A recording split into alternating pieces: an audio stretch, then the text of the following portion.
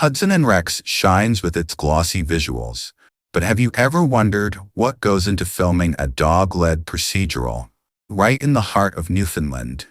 Today we dig into where the money comes from, who the canine stars really are, exploring production costs during the pandemic, and, most importantly, discussing the details we couldn't confirm about cast salaries and per-episode budgets. So just a heads up, all the claims we're diving into today are based on what the producers have said, trade reports, and those awesome regional film incentives. Hudson and Rex is primarily filmed in the beautiful St. John's, Newfoundland and Labrador, and you won't believe it, but they've got some key sets, including a police department stand-in right at Memorial University locations. Production started in late 2018, and guess what? They're leaning on local crews and facilities to make it all happen.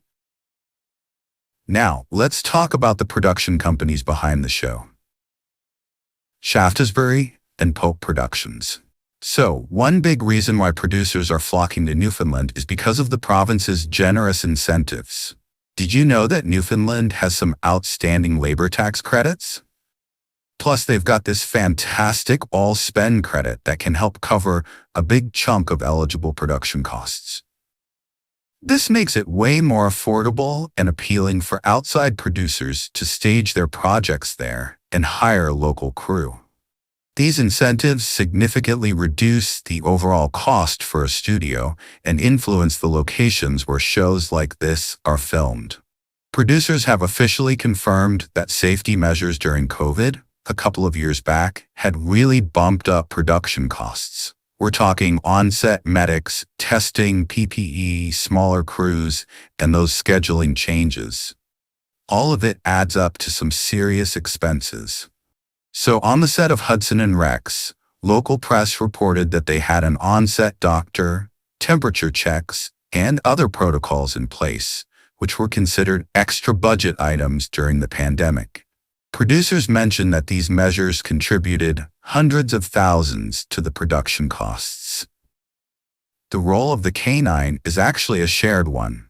Diesel from Bergenwald was the original Rex. After his passing in 2024, his nephews Dylan and Dante, along with stunt dogs Izzy and Aiko, have stepped up to carry on the legacy.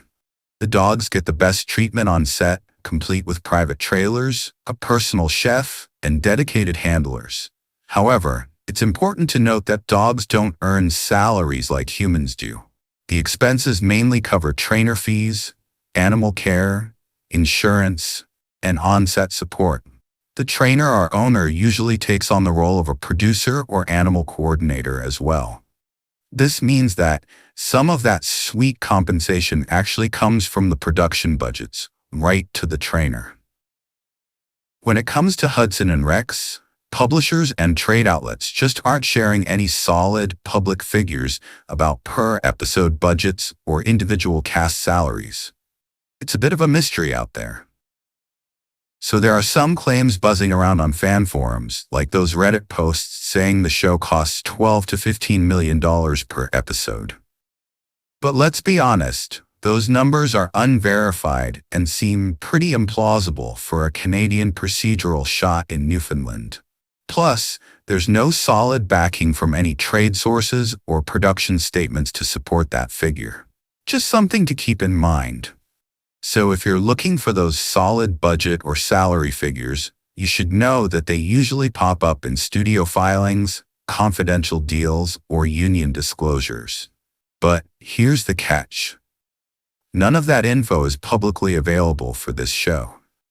Hudson and Rex is a mid-budget Canadian production, and its financials are really influenced by regional tax incentives, smart casting choices. We're talking multiple dogs here, and those extra costs that came into play during the pandemic. So, are you excited to find out more about Hudson and Rex? Please stay tuned with us and subscribe to our channel.